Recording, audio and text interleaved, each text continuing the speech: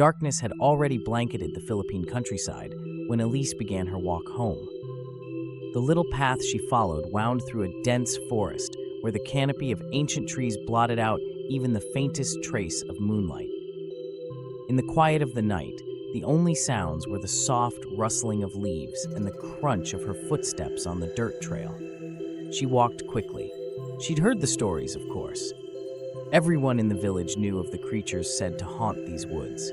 The Tiyanak, they called it. But Elise dismissed such tales as superstition, the kind of thing elders told to keep children from wandering too far. Still, with every step she took, the dark seemed to press closer. The trees, so tall and still in the daylight, now leaned as if moving in time with her. Then it began, a sound that stopped her in her tracks. A baby's cry, faint at first, drifted through the trees like smoke, thin and mournful. Elise froze, her heart pounding in her chest.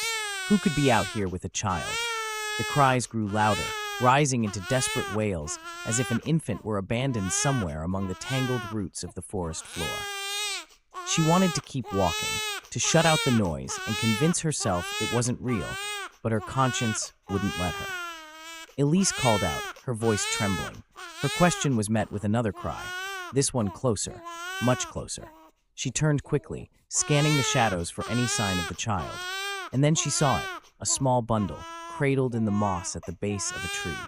A baby, swaddled in rags, its tiny arms reaching out as it screamed. Elise's heart softened. Without thinking, she hurried to the child. "You poor thing," she whispered, kneeling beside the baby. But as soon as she stood and took her first step, the baby's body went rigid. Its soft coos turned into deep, guttural growls. Elise froze, staring down at the bundle in her arms. The baby's tiny face had changed, its cherubic features twisted into a grotesque grin. Its gums, once soft and pink, sprouted jagged, needle-like teeth. Before Elise could scream, the creature lunged at her throat. She stumbled, dropping it to the ground, where it landed on all fours, no longer a helpless baby, but a monstrous, sinewy figure. Its eyes, glowing red, locked onto hers as it hissed, its mouth dripping with saliva. Elise turned to run, but the creature was faster, its laughter, a haunting mix of cries and snarls, echoing through the woods.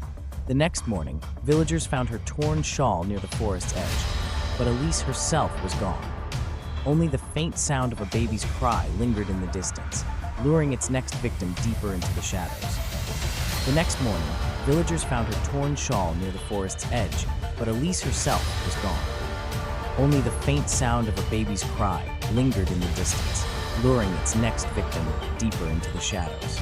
Faint baby's cry echoes in the distance, overlaid with the narrator's voice.